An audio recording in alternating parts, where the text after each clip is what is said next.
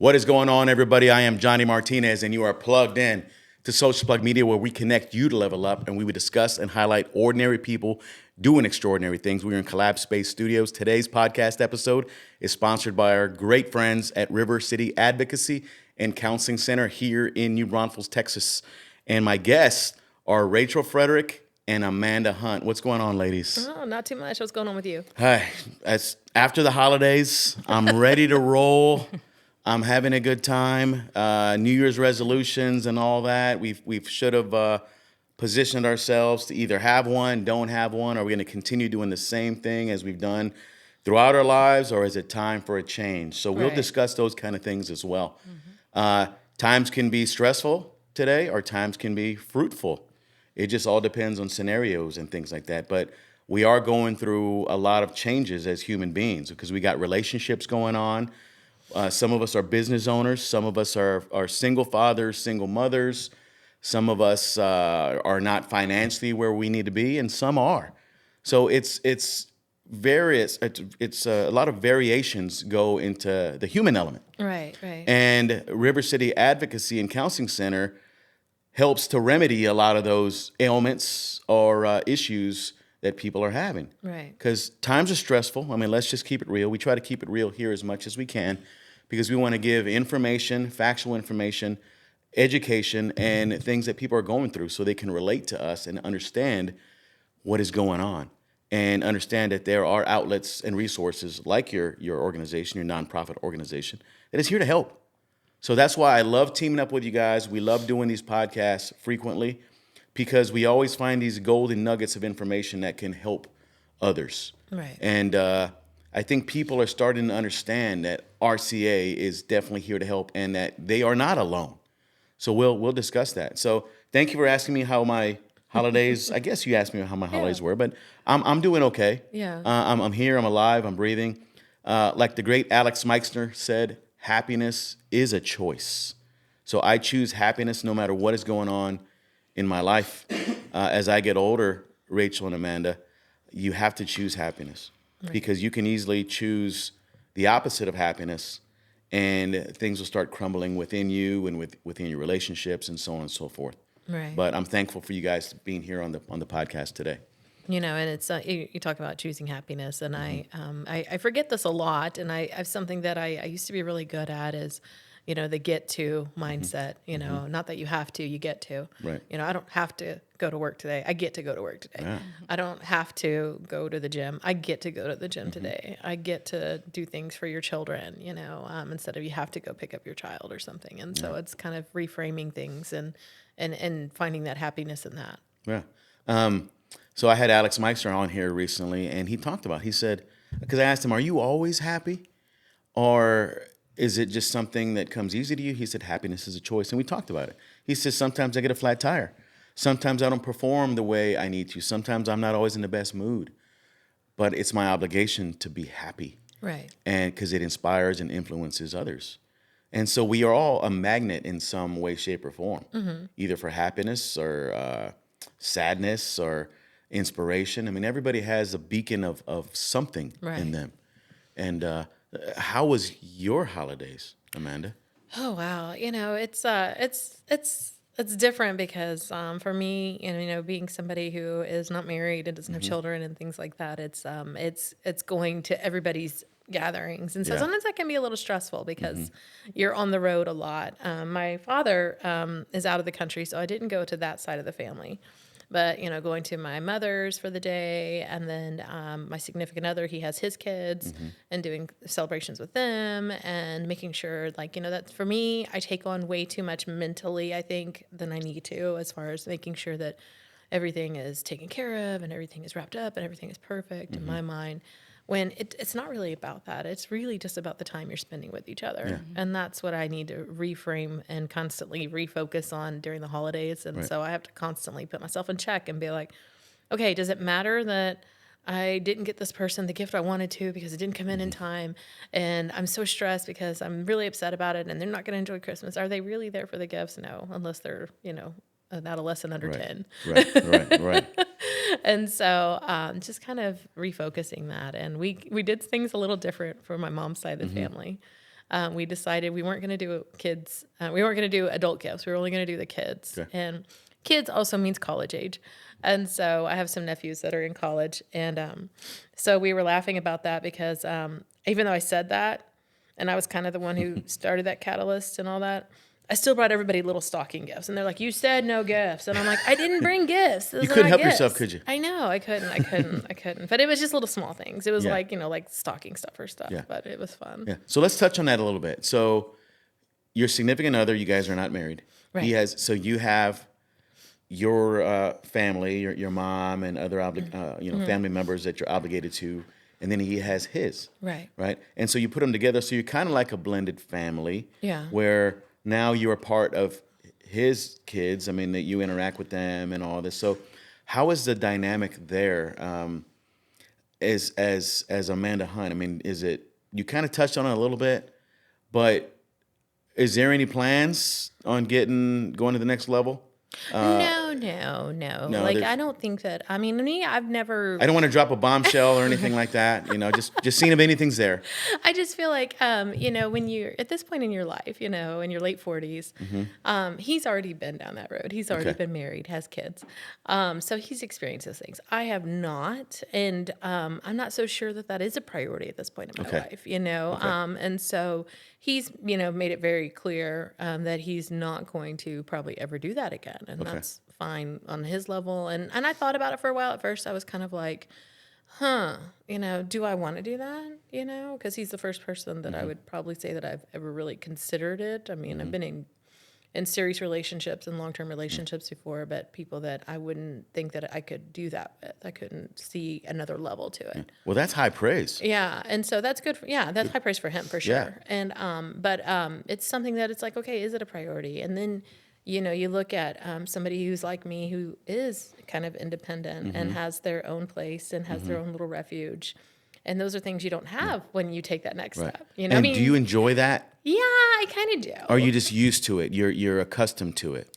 Accustomed to it for sure, but it's like for me, it's, when I go home and it's just me and the dogs to worry about, sometimes that is kind of my sanctuary. Yeah. Because there are other women in your similar scenarios that are stressed out because the opposite. Yeah.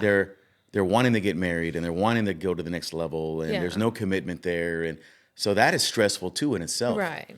And so it's finding that happiness though. And like we talked about in the beginning, it's okay, what are the positive things about this situation? And, and looking at it from, it's not I'm not saying you can't have those things and you can't have your peace in marriage and you can't have your moments of quiet and alone time in a marriage.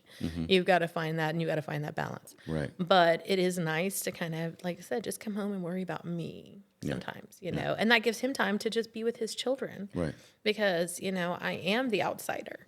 So sometimes it's nice just to have that family dynamic where it's just the people in your family. Yeah. So it's kind of the best of both worlds when I look at it now. Yeah. Like at first I was kind of like taken aback. I was like, oh, this is weird. There is nothing else besides what we're doing right now. Right. But now it's like, okay, now I get it. And it's more of a peaceful thing. Yeah. So you have some mental freedom there. Yes. That is very fruitful. Yes. And advantageous to you because you got to take care of yourself too. Right. And I like being with my wife all the time. She's my security blanket and all these things. But there are some times where I like being alone, driving alone and things like that, just thinking about stuff. And you appreciate those moments because you probably don't get a lot of them because you have teenagers. Yep. And I got 2 Aussie doodles and they're like, I think they're teenagers now in dog years. Yeah. So they're very, they want everything. Yeah. So they're just like kids. And your teenagers don't drive yet, so you're having to be chauffeur. Oh, yeah, you have to chauffeur everywhere. Yeah. So we're scheduled, I think, this weekend to take them out driving, and I might get some stress on that because you know what, ladies, I have no patience, and that is one of my weaknesses, I guess. No patience at all. Well, that's why you and Jess have such a good dynamic. She has all the patience in the world, so she pretty much tells me, "Hey, dude, shut up, I got it," and I'm like, "Okay." You got it. She does the shoulder tap with you. She does. Yeah. So bless her heart. She deals with a lot. Yeah. But Miss Rachel, how was your holidays? I know I see you over there smiling, and you're like, You know? Where do we begin?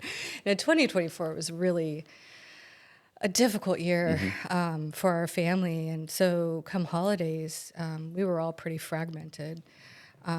I was fortunate to be able to spend Christmas with my mom, who's, getting up there in years. And so I was very blessed to be able to spend time with her. And I really tried to stay present in that moment.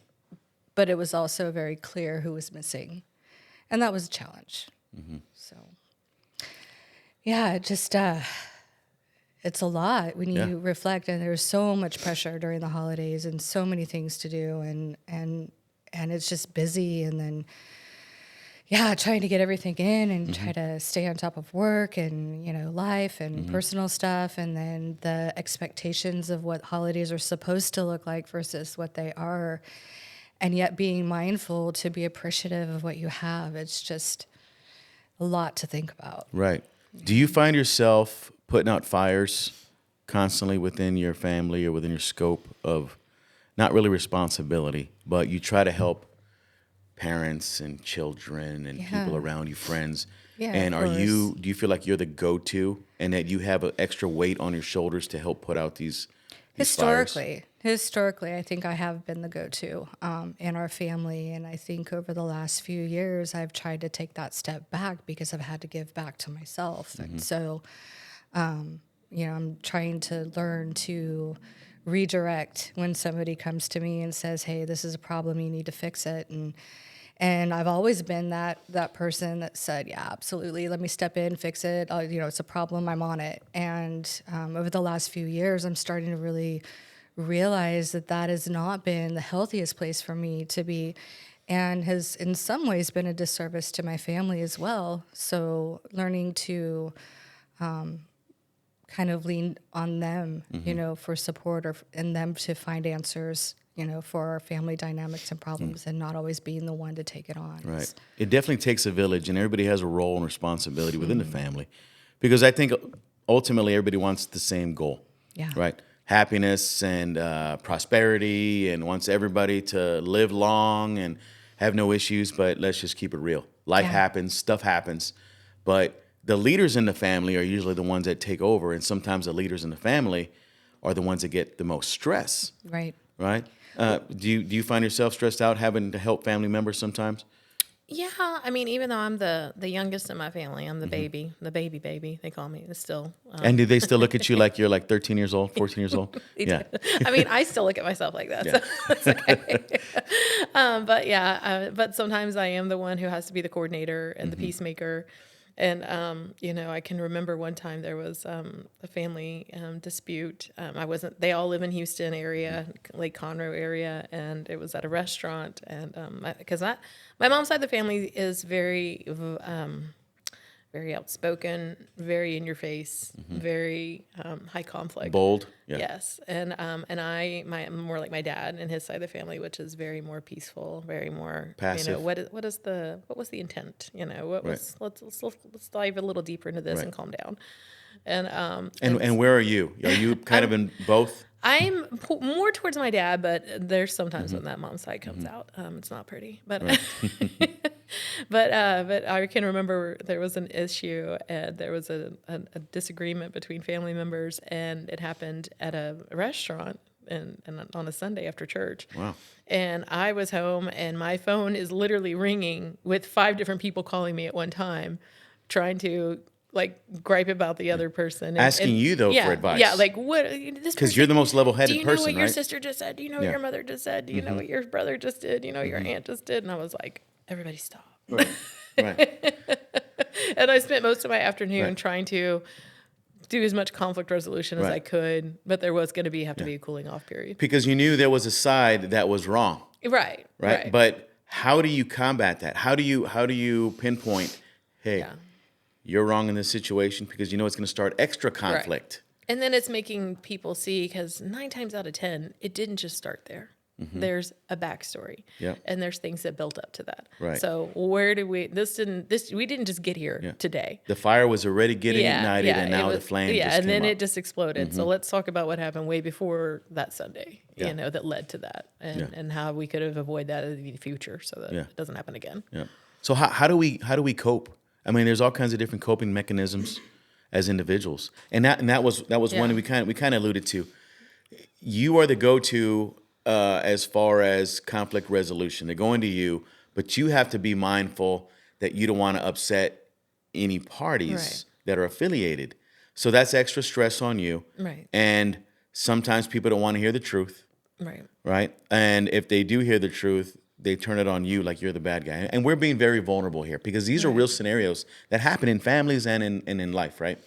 So I have some similar stuff in my family as well, where I'm kind of the mediator, and I have to maintain discipline and accountability, and and they go to me for some stuff, and I'm like, Jess, can you take this one here? Yeah. And so I'm blessed and I'm lucky that I have a sidekick Right. or a manager, whatever you want to say, on my side. But those are real life scenarios, and you Yeah. find yourself same way, Rachel. Yeah, definitely. Yeah. So how do you deal with the resolution of these battles? What I've learned is that I don't need to be the answer. I need to be the listener. And oftentimes, when somebody comes to you with a problem, they really just want you to listen. They don't really want a solution. And, it's taken years for me to realize that. And I would typically go to them and say, okay, well, here's how we're going to solve it. We're going to do this, we're going to do this, we're going to do this. And then, come up with solutions that made sense for me, for them.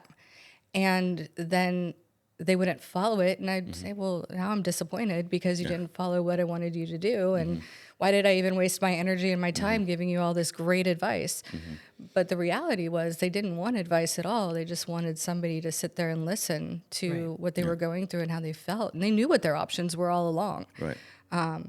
And they were just needing to weigh them out for themselves and figure out what course was right for them. Right. So that's a huge lesson that I've learned over the last few years. I really wanted my mom to move to Texas for a long time, and I felt like that was the best thing for her, financially and for us, and to be closer to family as she's aging. And that's just not what she wanted to do. And it was really hard for me to let go of that.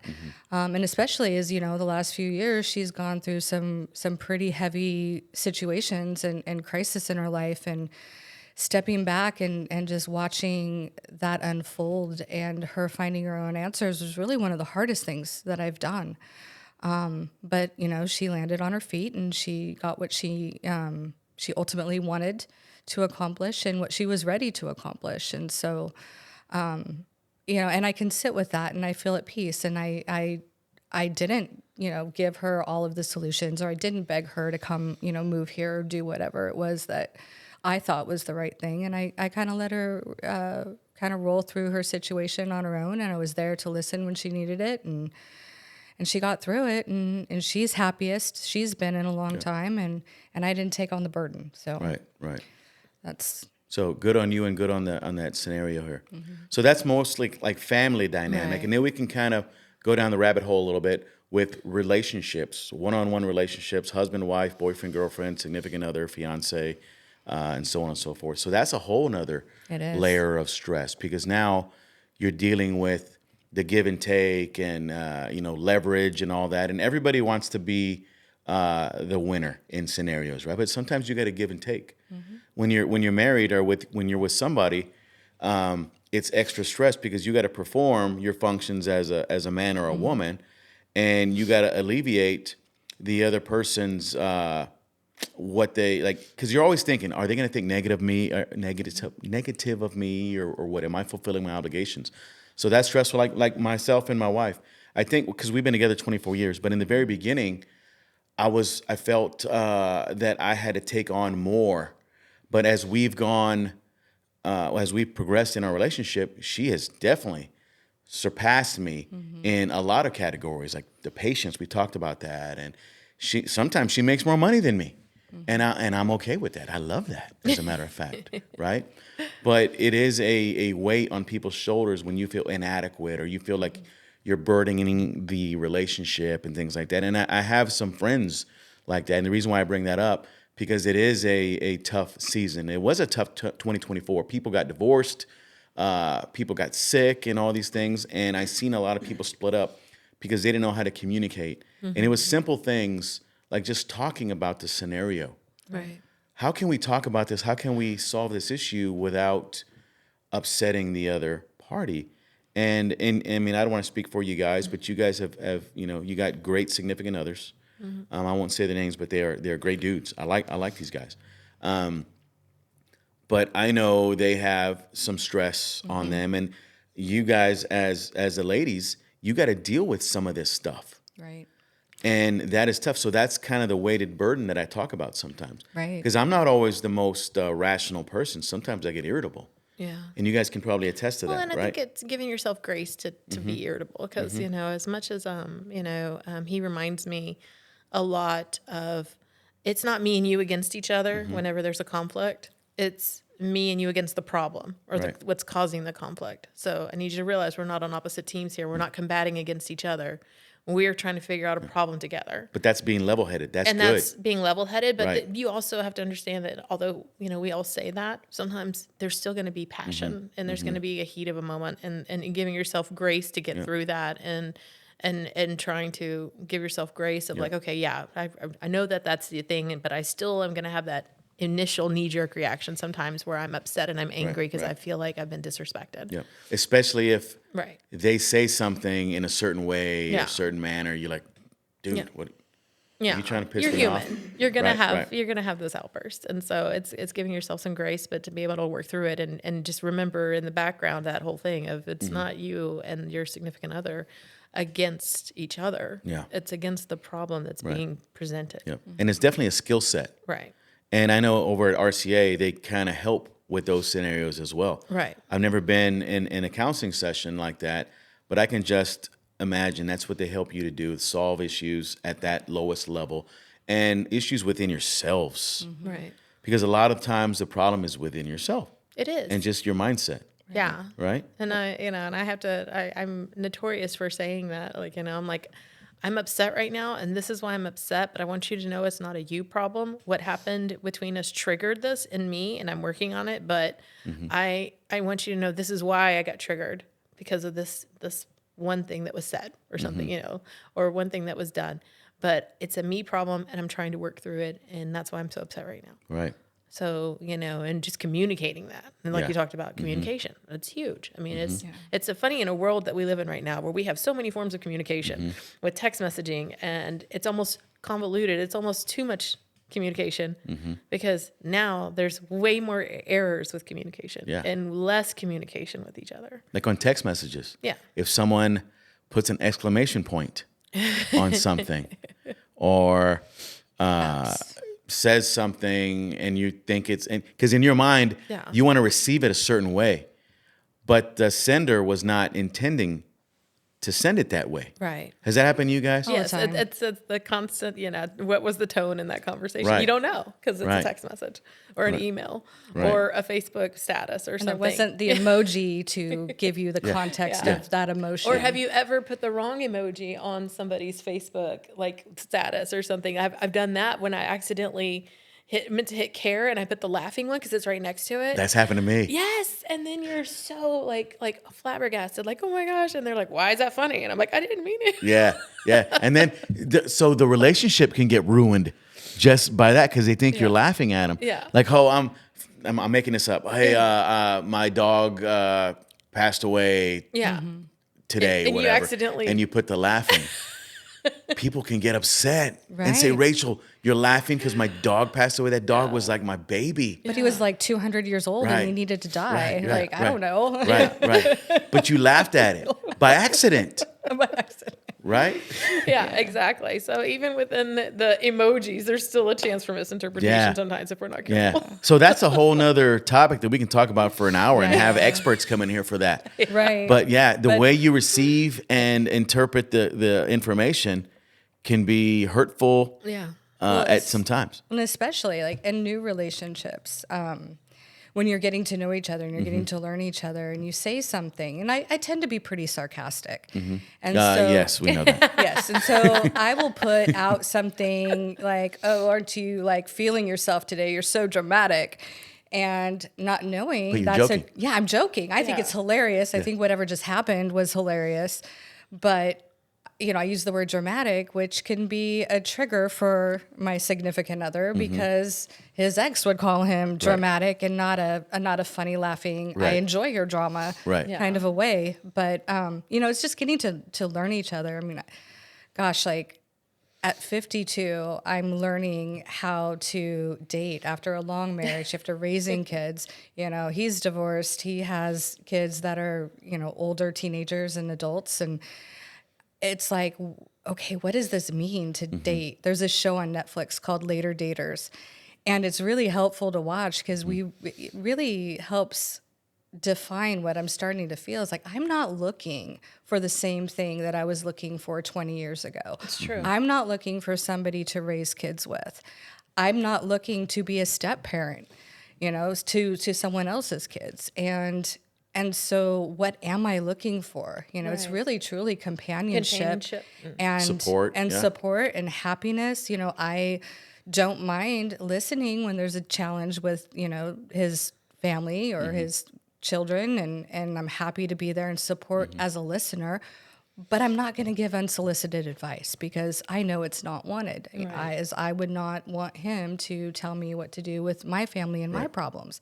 I'm looking for a companion to go out and spend, these later years of my life and enjoy and vacation and do the things that we get to do after we raise our children. Yeah. Right. So So you know what you want different. though right now.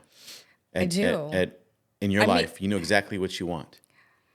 I know what I don't want. Yeah. Okay. And I have a pretty good That's idea. a good point. Yeah, I have a pretty good idea of what I want, but I haven't lived this chapter of my life yet.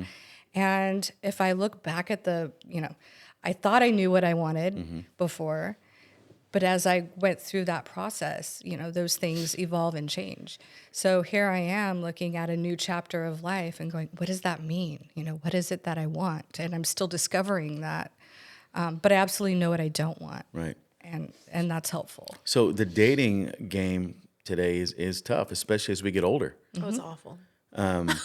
And I'm not going to say your ages, because we're all about the same. I think I just the same did. age. Yeah, Did that's you? what I'll say. We're all about that. Yeah, you said it. I didn't. But it is tougher and it's stressful because I know a lot of single people, males and females, that they're constantly going out and they're trying to find this person or just find happiness, find love, not necessarily find a person, but they're just trying to find comfort within themselves. It's a coping mechanism as well. They want to be happy. Right. And if they find somebody, they find somebody. Or if they find somebody for the short term, long term, who knows? But there's added stress and scenarios in there. Yeah. And I couldn't. I'm gonna say I couldn't imagine, but it'll be hard for me if, let's just say, something ever happened between me and my wife. You hit the nail on the head. I know what I don't want. Right. And I think that's a good way to think about it. Because we all know we want these things, but let's just be realistic. You're not going to find the perfect Sometimes you don't know Prince what you Charming. want because you don't know what you don't know. Right, But you know what you don't want right. because you've experienced it. Yeah. And so coping mechanisms are real. The social media things are real because there's dating on social media and all these things. Is there still plenty of fish or Tinder and all these things? Apparently. Yeah. But Yeah. the same people are on all of the different Yeah. ones. And so Yeah. I didn't spend a lot of time there. I would, just my personal opinion, I would avoid Yeah. that whole thing if you can't find it organically. But there's some people that's their go-to. Yeah. And they're constantly on there trying to find Prince Charming, or what's the female version of Prince Charming? Princess Leia or whatever. I don't know. Whatever. That's a good question, the female version for sure. But yeah, the dating game is an extra layer of stress. Yeah. And bless y'all's heart for finding y'all's significant other, your Prince Charming, right now. Because it does help you, doesn't it? Yes. It's great to have somebody that you can call and. And it's not always about a person. It's about a family member, somebody who's there to help you. And we talked about it earlier.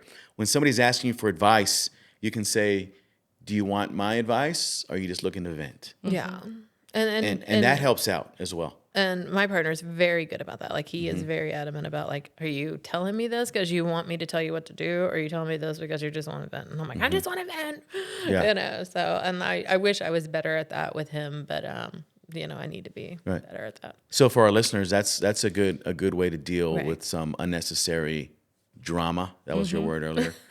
Just ask, hey, are you looking for advice? Can I give you advice? Or you just want to vent to me? I'll listen to you, but if you really want my opinion, I'm going to give it to you. Right. And that to me is a real friend. Right. Because you have to have tough conversations sometimes. If you don't really have tough conversations, then you're not really genuine and authentic with people. If you're just going to tell them what they want to hear, it's going to make the scenario worse. Right. And they feel it. Yeah. People feel when you're genuine and authentic. Right. Have you ever had a scenario, ladies, where you're giving somebody great advice and you're really trying to help them, but it backfires on you, Absolutely. where you become the bad person? Absolutely. Every time. I'm just kidding. Yeah. Every time, almost Especially every with time. family members. Do not get in the middle of a family argument. It's true though. I mean, the family arguments and even with friends and their relationship issues, and sometimes they'll say, like, you know, no, I want your advice, and then I tell them their advice and I tell them what I would do, and then they do the opposite, and then I become the bad guy. You know, Yeah. so I'm like, I'm just not Yeah. gonna tell you. Especially like for relationships, when you're saying, dude, this girl is just playing you for a fool. Yeah. And then they get upset. Yeah. Or when you tell the female friend of yours, Yeah. hey, he's not a good dude. He's a red flag. He's a walking red flag. And then they think that you're against them. Right. Right.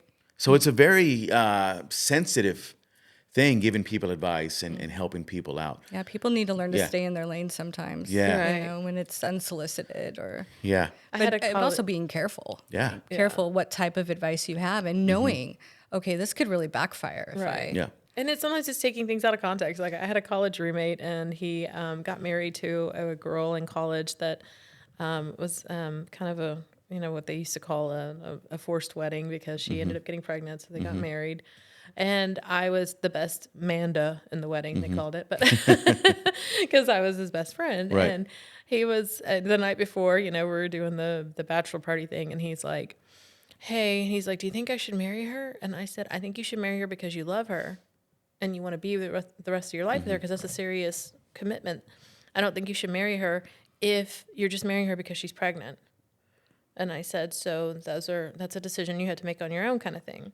And then fast forward like 15 years later, I run into her. Yeah, and because after that, you know, I moved back to Houston, and, you know, we all kind of lost touch. Just, you know, social media wasn't real big in the 90s. There wasn't any social media.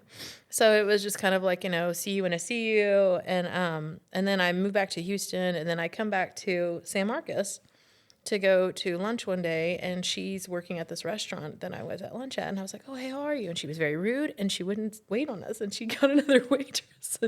And I was like, what was that about? So I asked him, you know, I messaged him, and I was like, hey, I ran into your ex-wife, because they've been divorced. Right. And he was like, oh, probably because I told her one time I should have never married you, like Amanda said. Oh, yeah. That is not what I said. Yeah, that's hurtful words. Yeah. Yeah. So I was like, no, that's not what I said. Yeah. So it's, again, you're Yeah. helping somebody. They take it out of context. They use it against you. So that's why I just stay out of it now. You know what else I see, ladies, that is causes a lot of stress on people?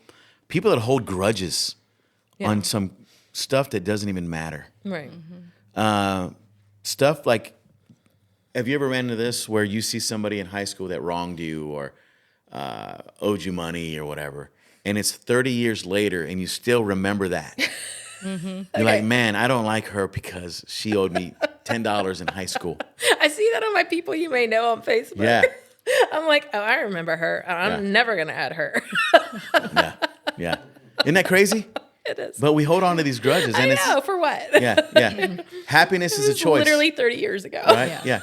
Happiness is a choice, and how we maneuver through relationships is a choice too. Yeah. Did you guys have any New Year's resolutions at all? I don't like resolutions. I prefer to call them, you know, like, what are some things I could improve upon and just get through the year and survive. And so one of the things that I always find that helps me stay grounded, and it's not something that's a huge commitment, and I brought props to tell people about, but attitude of gratitude. Okay. You know, and some people take it to a religious thing, but even if you're not a religious person, an attitude of gratitude can be of all walks of faith. And basically, for me, it was kind of like last year was a really eye-opening year for me in 2024 and 2023 even. Just kind of sitting back and saying, sometimes I don't appreciate everything that I do have. Sometimes we get caught up in the day-to-day and get bogged down. And so I found this online. And I think our friend April Rogers that we were just talking about. Big shout out to her. She's a great human. She was the first person I think that posted it. Might have been her. And it might have been Kirsten. I can't remember. I think but either because he got me a book too. And so it was a gratitude journal, Okay. and it's a prompted one though, because I'm not good at journaling. Don't let me become the hypocrite that tells you need to journal everything and all that. I can't do that. But this is a prompted one that tells you, like, today I'm grateful for, and it gives you some lines, and it talks to you about reflect on yesterday, what went well, what did you do, what are your self-care goals for today, and affirmations, and it's all just scripted for you right there. And I love that because it literally takes me 3 to 5 minutes to do this, but I feel so much better when I do. And I can tell my anxiety when I'm not doing it, when I skip a few days, which is okay. Give yourself grace. You don't have to do this every day and be like, I didn't do it. You know, Right. it shouldn't be something that becomes an albatross on your neck. Right. It should be something that you can do when you do it. And when you do it, you feel the results. Right. And so taking on that, because my significant other is very good about paying attention to detail that I am not. Good on him.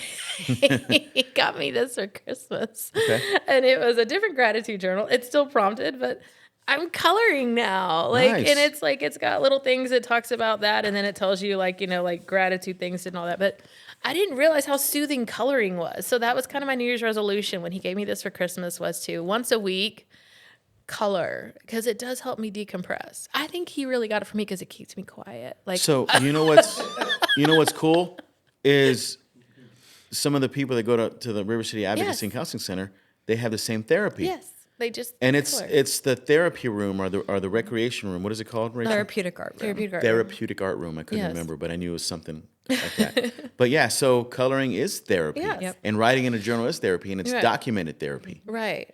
And And, it's- so it's funny that he got me that because I told him, I said, you just got me this because I'm really quiet and I don't talk for hours. Do you have any entries in there?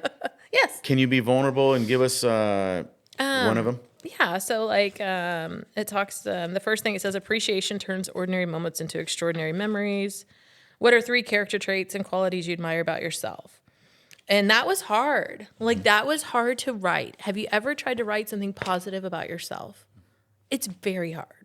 And so I was like, it literally took me like 2 days to figure out something. So I was like, my positive attitude for others. Yeah. I can attest I to that. I don't know if that really counts as something for myself. But my compassion for others and animals, and my ability to forgive. And so I was like, okay. But that took 2 days. Yeah. 2 days to actually write something on that piece of paper. Since I've known you, and I'll give you some grace as well, but I'm gonna analyze you. You are very passionate. I see you sometimes when you're talking about stuff you love, you get emotional, I do. which I think is great, because that shows the love you have for what you do.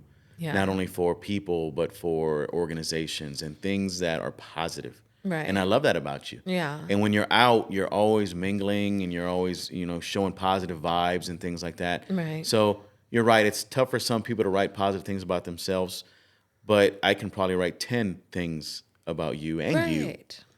And that's know? the thing. I could write positive things about you Right. and J-Rock and about Rachel and everybody that I encounter every day, because I love seeing the positive Right. side of Yeah. people. But writing it about yourself is a different level. And I didn't realize how hard it was until I had to do that. And I was like, I don't know what to put. Amanda Hunt, you're very consistent and you love hard. Yeah. And I think your significant other is blessed. I to have you. I have no poker face, though. Yeah, You're right. yeah. I do have. You don't have RBF, do you? No, you I don't. don't ever. No, you're always smiling just like that. You're laughing and you're. And No you're, RBF, thank goodness. Yeah. You're just an overall good human being. I try. Yep. I try. And Rachel, same thing. You're passionate. You love hard. You're an emotional person in a positive way because you really care as well. You two kind of go hand in hand. Mm-hmm. You have a lot of the same traits, and you really care about helping others. You care about your family. You care about your family, your mom. You care about, your kids and the community and all these things, and I love that. So it's infectious to me being around you guys because it makes me feel good. Because I can sit here with RBF and all these things. Some people think I got RBF. That's just me sometimes. I'm not always, But I think all four of us, our producer here, J-Rock, he's very passionate as well. So being surrounded by passionate people that love hard, people that are gracious and generous, and I always say generous doesn't always mean money. It means time, effort, energy, and words of affirmation. Right. And you guys are doing it. So where can we get those books? I don't know. They're on Amazon. Maybe? Yeah, I don't know where he got this because it was a gift. Yeah. But I'm sure it's on Amazon. It's a gratitude, coloring and journaling for a grateful heart. It came with the meditation one too. Okay. And then this one is on Amazon for like $5. So those of you that are watching, you can reach out maybe on Amazon. Just sign gratitude books or Prompted daily, journal. Daily journal. And those are ways to cope with stress and ways to just open your mindset on gratitude and generosity and just living life a little differently than with negativity.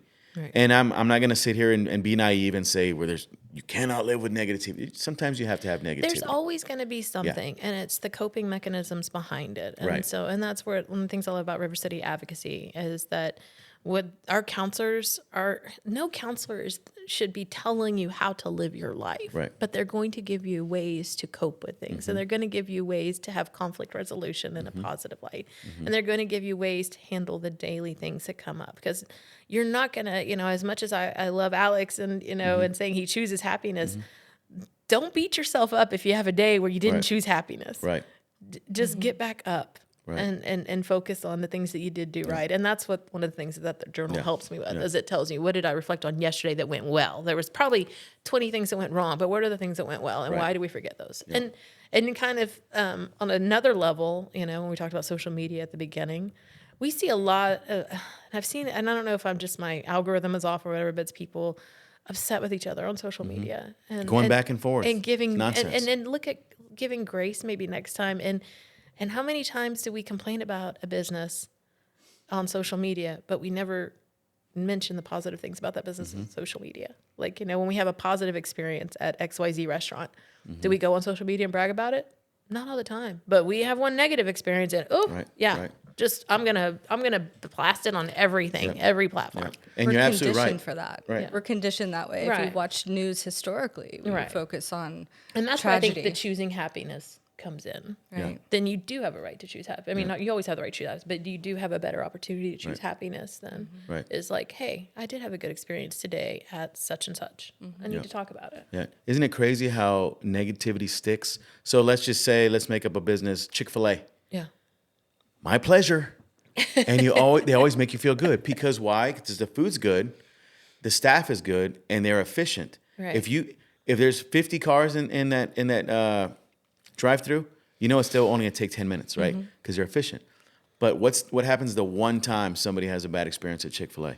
Right. It blows up, and everybody's like, the lines, Chick-fil-A, the this, the that. and this and that. But it's the same thing on social media with these small businesses. And I think we're all affiliated with the same Facebook networks and stuff. But we see these things, and people go back and forth. And and what happens? What do the people like to? They post. I always do it. Post the popcorn. Yeah. Michael Jackson eating the popcorn, right? Because I'm watching. But that's kind of irking people on too to keep acting. Keep it going. Yeah. So I'm at fault sometimes too. So I need to practice what I preach. Right. And just And one thing I want to reiterate to people, because I've had some friends that have been through some tough things on social media, is give it a week and it's gone. Nothing is permanent. Nothing is to the point where you are going to lose everything you have and all that because of what was posted about you on social media and all that. A week later, they're on to something else. Yep, people are going to forget. Just let it go. Yep, because if you keep on, it's going to eat you up internally. Right. And you're going to keep that negativity living and breathing and fluctuating and spiraling out of control. Right. So there's this new thing. It's been a thing for a while, but I've seen books on it now. I'm seeing Facebook posts. Let them. Yes. Right? Yeah. That was a big thing. Like last year, I noticed that was a big theme with last year. Yeah. I had several friends that went and got tattoos, and Yeah. they got me a fake one because I was too chicken. Yeah. But let them is a cool concept too. That's a coping mechanism as well. It's true. Don't get inundated with these people. You're always going to have critics, no matter what. People are going to criticize you whether you're Mother Teresa Right. or you're Charles Manson. It doesn't matter. But the key ingredient is just being able to just let them be. Yeah. And Don't it's hard if you're a play the people game. pleaser. If you're a people pleaser, it's so hard Right. to let people do their thing because you want them to be happy and you want them to be happy with you all the time. Right. So it is something that is, I think there's very much powerful in like words of let them. But then also understand that, like I said, give yourself some grace if you're having problems trying to actually let go of things. And that's a good way to cope. Right. Yeah. Well, if somebody comes at me and they're, coming at me with accusations or critiques and they're invalid, at least in my opinion, they're Right. invalid. Your perception. Yeah. My perception is, wait, that's not what I meant at all. That's not how, I go into like a defensive mode. And then out of defending myself, that way overused word narcissist comes out. Well, you're making it all about yourself. No, I'm not making it about myself. I'm saying my intent was not what you thought. My efforts were this, and so it is really hard. But in reality, would stepping back and saying nothing and just let them be a better solution in the long run? Yeah, It's we don't know. tough. It's but scenario-based. It's Yeah. very, very difficult Yeah. for somebody to attack you and not feel that urge to stand up for yourself. Right. Especially, Rachel, if they're posting stuff on social media, defaming you, and it's defamation of character and all Right. these things. So yeah, you can't really let them in that instance Right. because now it's boiling. It's like boiling water. Right. And You're letting it's- other people into it, and Right. they're getting involved, and it just turns into Yep. something way bigger than it ever needed Yep. to be. Whereas if you just let that person say what they wanted to say and let it go, Right. And Yeah. it will evaporate. It has no energy. Right. And I kind of, we talked earlier about my family dynamics, and my mom and my dad's side are very different. But my dad's side, kind of on the opposite side of my mother's side, maybe to a fault, will be that questioning all the time of, did that person really mean that? What was their intent behind that? Do you think that they intended to hurt you? Sometimes I'm like, yes, there are bad people in the world and you have to accept that. But so they're a little bit some more of the sunshine and roses on the side of the family. But, it is questioning, sometimes that there's some good points with that. Yeah. Did that person mean to offend me? And if that was their intent to hurt my feelings? Right. Probably not. That's what happened. Doesn't make it less real. That's what happened. Right. But how do I communicate that so that we can move past it? Because I value them as a friend. Yeah. I have a pretty, as I get older, I get more straightforward. Like, dude, did you have to send it that way? Because what you said was kind of offensive. Yeah. And then, but we resolve the issues. They're like, oh, hey, dude, I didn't mean anything by it. Okay, cool. Yeah. Then let's live on. Right. But as I get older, I get more irritable, and I have to confront the problem. And that's what I tell my kids sometimes. If someone's bullying you or devaluing you or making you look silly or look bad intentionally, you got to confront them. Right. You can't let them. So I get the let them theory, but you have to, if somebody is intending to do you harm, and harm doesn't always mean physical, mental, emotional, whatever, I think you got to confront them sometimes. Right. And that's how I cope. And it's not a combative thing, but it's let's stop it now before it gets out of control. Right. And that's a whole nother level as well. Some people don't have that Right. that skill set in them. Right. As I've progressed, I'm like, you know what? Enough of the nonsense. Let's just cut to the chase and let's figure out the problem and let's solve it. Well, if we truly value people who are authentic and vulnerable, then we need to do our best to be authentic and vulnerable in every situation, even those that are difficult. Right. It's very difficult to be vulnerable with people, but it's one of the things that for me, I have to remind myself, like what I'm speaking, where is it coming from? Right. Is it anger, or is this, me being authentic and vulnerable and being able to express my emotion? Yeah. It's tough. Some other coping mechanisms: diet, exercise. Especially with New Year's resolutions, you always hear, "Hey, new year, new me. I'm going to start exercising. I'm going to lose weight. Yeah, I used I'm going to. to get in the gym." And little thing you probably didn't know about me, but years ago in the 90s, I got my 2-year degree in personal training, and I've always maintained a personal training certification, although I don't look like it. But I've always loved the health and wellness aspect of the gym. And the gym is always something that I never had to put on my resolution list because it's something I do all the time.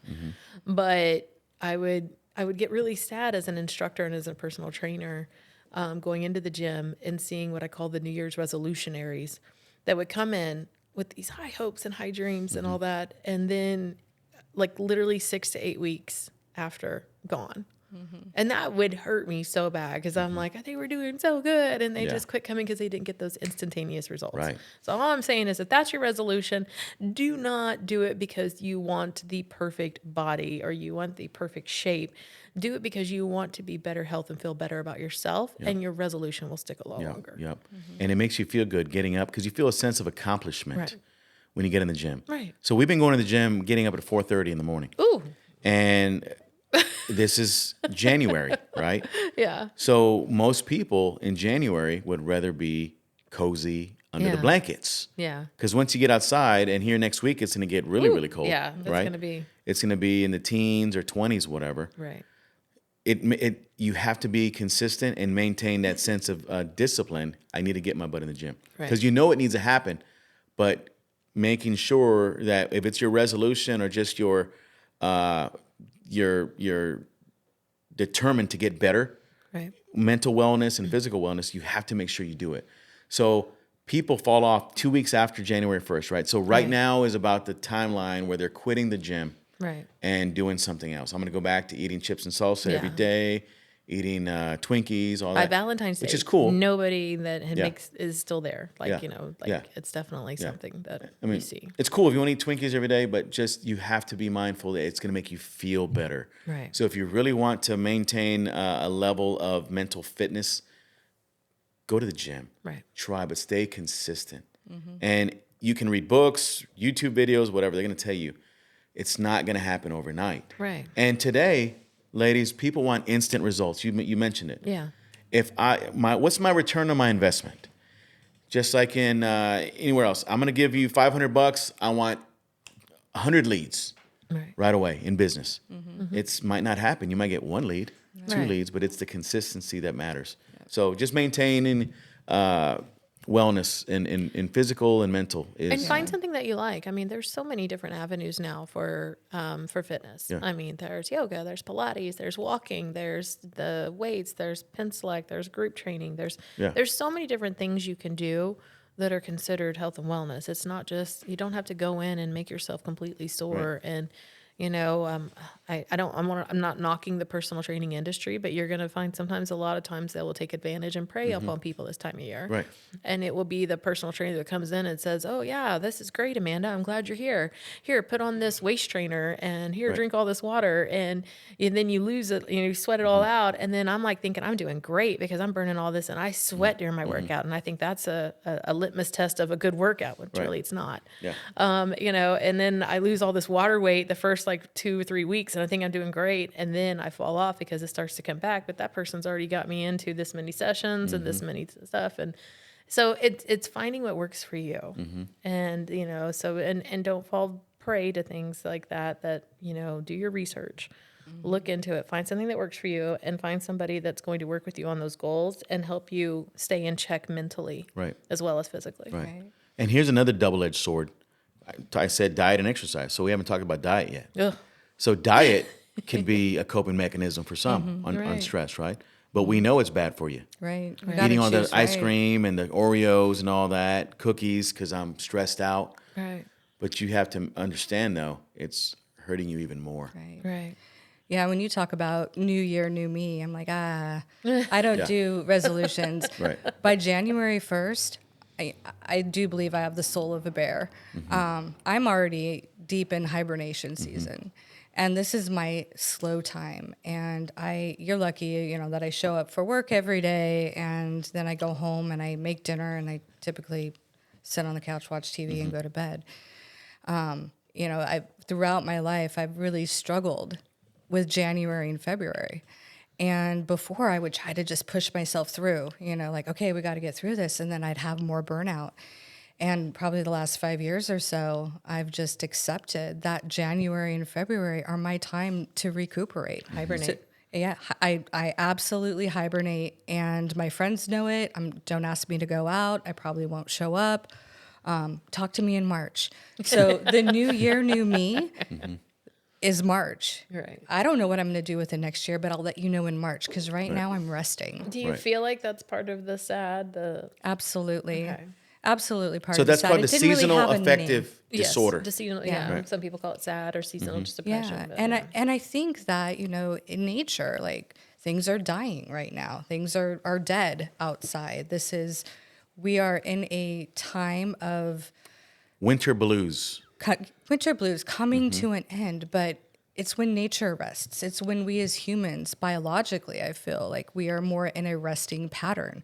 But light pollution has changed a lot. But, way back before there was light, you were awake during daylight. Well, day's shorter now. So naturally you're resting more during those darker months of the year. And so I used to put a lot of pressure on myself. And now I'm like, okay, I'm going to lean in to this, but I have to be careful not to lean in too much because it would be very easy for me to get pretty dark during this time of year. Right. And when I look back, some of my biggest struggles mentally come through that January, February time of year, and I'll come alive again in March. But now accepting that and knowing that, I can be intentional about slowing down and not taking on extra tasks or not doing extra things that, would create additional stress on me. Right. So it really is a great time for those that aren't like, I'm going to be in the gym every 2 weeks. It's probably why people fail. It just isn't a natural time to get up and have a ton of energy. Right. But if we can accept that this is a time for renewal so that we can be reborn and come alive again in the spring, then I feel like a lot of people would find that they can get through these difficult months a little easier. Rachel, Well, that's a good point about the January, February, because it is colder and is more gloomy. Yeah, and the awareness that you have on it is amazing. So that Yeah. I wish more people had that awareness of like, okay, it's okay to be this way right now. It's okay, but I do also I'll have to function. I have to keep myself in check and know when I'm getting too far down that path. Yep. Because it's easy to slip into that, There are some days I'm not coming in to work. I need a rest day. I'm not getting out of bed until 4:00 this afternoon. Now, when I'm in a real dark space, I allow myself to wallow for 3 days. 3 days of wearing mismatched clothes, hair a mess, stay in bed, just get up to, eat and back in bed and binge watch or whatever it is I need to do. But I allow 3 days of that really dark place. And then I go, okay, I got to start taking the steps. I know what those steps are. It's getting up, going on a walk. It's eating correctly. It's, exercising and doing the things that I know will help pull me through. But yeah, it's that awareness. And sometimes you can't help it. And that's, why we're here. That's why River City Advocacy and Counseling Center is available to folks because the reality is we can say, oh yeah, just talk yourself out of it. Be happy. It's fine. Use the tools that you know are in your toolbox. I've been in places where I know exactly what the tools are, but I don't have the energy or the strength to pick them up. And, you hear that a lot from the people that come into River City. A lot of stories about that first time that they walked through the door, how tough it was. And I get it because sometimes we're in that space of, I know all I need to do is get out of my car and walk through the door. But I don't have the energy to do it. Right. I'm too heavy. I don't even know what I'm going to say. I feel like I'll walk in and I'll just fall down and fall apart and turn it into a, ball on the ground crying. Well, that's okay too. You're human. You're human. We have expectations. Society puts pressures on us. We put pressure on ourselves. But the reality is sometimes it just needs to be okay to not be okay. Yeah. And it's and if you're in that space where you can't get out of bed, that's okay. If you come into, our offices and you're in tears and crying and go, I don't even know what I need to do right now. That's okay. Like, that's why we're here. Right. We're here to say, you are not alone. Right. We are here with you. We've been there. We understand. And just sit with you until, you can get better. Yep. So any of you watching, if you, hopefully you can relate to our discussion here. We've hit a lot of key points. I do want to talk about sleep before I get into talking about a little bit more deep dive into the therapy. Mm-hmm. But you mentioned sleep, hibernation. I want to sleep till 4 p.m., yada, yada, yada. How's your sleep? Is that, because I know it's very, very important. And it is a stress relief. But are you guys sleeping well? I'm personally not sleeping well right now just because I have a autoimmune inflammatory disease. And so and I'm in so much pain right now. It's not rheumatoid arthritis, but very similar. And so it's at night is when it gets really bad. And so my sleep is, that's why I've got these dark circles, because it's not happening You're right tossing and turning and you're trying to now. Because you're just in pain. You're trying to be comfortable. Yeah, you're just right? in pain. And So what makes you comfortable? Just sleeping on your stomach, your side, or just it's the bathtub. the bathtub? I sleep Okay. in the bathtub a lot. I mean, with water in it. water, I'm not with a pillow and a blanket in the Right, bathtub. right. No. We're not that dark. Yeah. We're not that dark yet. Yeah. What about you? I can sleep. I am a sleeper. And, again, it's my hibernation season. So it's everything I could do to stay up and keep moving. Yeah. Kind of have the opposite issue. But yeah, Yeah. you're like, where do you want to be? I want to be in bed with a snack and TV. Yeah. That's where I want to be. But there are some people that I know that have sleep disorders, sleep apnea and insomnia and all. And some people can fall asleep as soon as they hit the pillow. And they sleep like a baby for 8 hours, 9 hours, whatever. But not sleeping enough is a real thing. And it affects your mindset. It affects your stress, anxiety, all these things. Because everything is tied in together. Like all the things we've talked about, from relationships to the gym, to diet, to sleep, it all ties in together. Right. And it is us, and it's a reality that we're all going through. No matter what you're going through, you can have all the money in the world, but there's going to be something that stresses you out. Yep. And just because you have all the money in the world doesn't mean you're put together the way you need to. No. Everybody's going through some stuff, whether you have no money or all the money in the world. So if you guys are listening, we encourage you to seek out help if you need it. These individuals here, these two ladies, Rachel and Amanda, they're advocates. They are huge supporters of you and huge supporters of those that need any kind of therapy or counseling. You just need to talk to somebody. It's mentorship. They have a therapeutic room where you can go in there and color and get to meet people and just be yourself and let your guard down and just be vulnerable.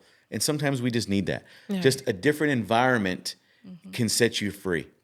Instead of being in the same house every day with the kids fighting and husband upset and, people calling you to solve their problems, that gets emotionally weighed on you in a minute, and it sucks. Right. But RCA is here to help, and their slogan is "You are not alone," and that is a fact. We do have an upcoming event on May 8th. Yes. All right. So mark your calendars if you haven't already. Casey Chestnutt will be over at the Guadalupe Brewing Company, and I don't want to steal the thunder, but I'm going to just give a little bit. So last year we had the Spasmatics. Right. They were in town. They put on a heck of a show, and they brought joy and hope and inspiration and everything to people that were there and beyond. The event helps to raise money and sponsorships for RCA to alleviate some of the costs of counseling. And I won't get into how much counseling is. I'll let you guys talk about that. But it does cost money because people are providing a service for you. But it is a professional service, and it is top-notch service, and a lot of people have gotten help, and they've put themselves on a whole new path of discipline, accountability, and mental freedom.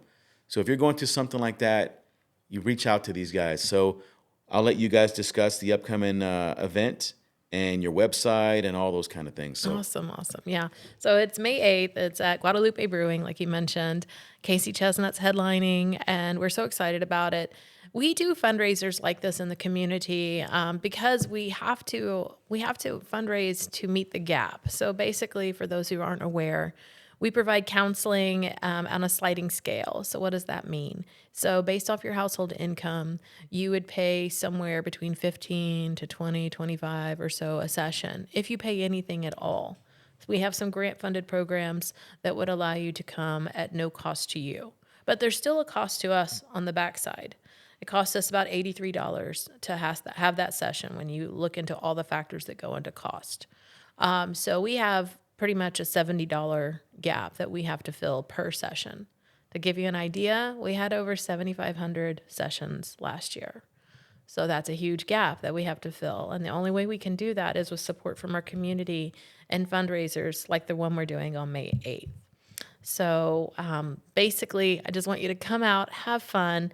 I know there's a lot of nonprofit events coming on in March and April. That's why we put ours in May, so that you can come and have fun and just relax. It's just a concert. We just want people to just come out, enjoy themselves. Don't have to worry about getting dressed up. Just enjoy the night. There'll be silent auction at raffle. And I think that's pretty much about it. They'll be going on the night of. But there's sponsorships that I'll let Rachel talk about. Yeah, we have a variety of sponsorship levels. Tickets are $50 just to walk in the door. But if you want a reserved table, and that comes with some swag and some signature beers and different things that we'll be offering, it's $1,500 for a table of 8. And then we have various sponsor levels that are available to folks. And all of that is on our Facebook page under our events. You can click on tickets and find out all these different levels. And we made it at a level that everybody can participate. We know that there's a lot of small businesses in our community that have supported us. So we have sponsor levels for small businesses that can give it, only afford to give it a level of $250 to $500. But we also have opportunities for $2,500 and $3,000, $5,000 for premier sponsorship levels, which comes with a whole bunch of perks that, again, you can find through our Facebook page. Click on the event.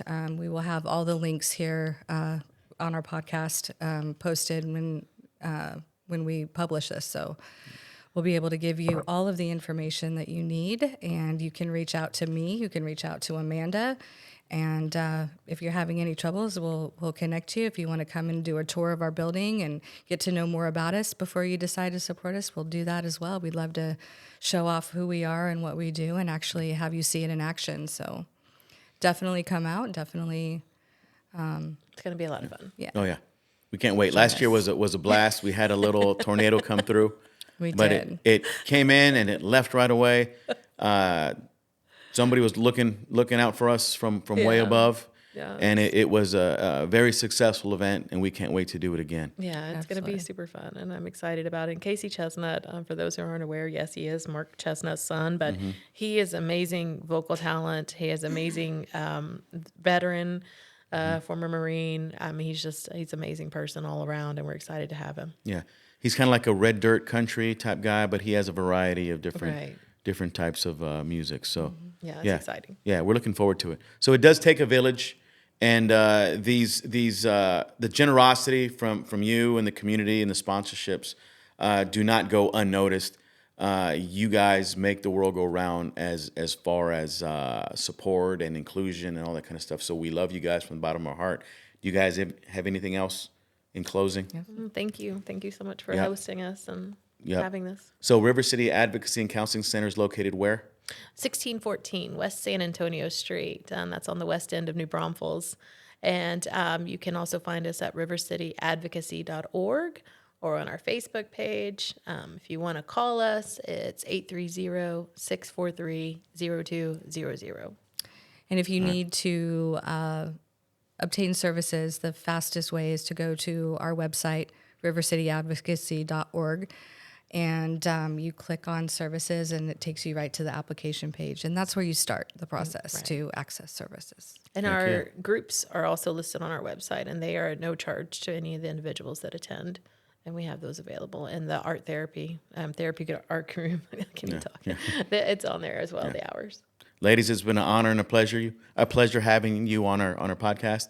You guys are incredible people. Keep the passion alive. Keep the coping mechanisms alive. Keep everything that you guys do alive for the community, because it's not about you guys. It's about all of us together. Absolutely. So you are not alone. With that said, we are unplugged from the Social Plug podcast, and we'll talk to you next time. Thank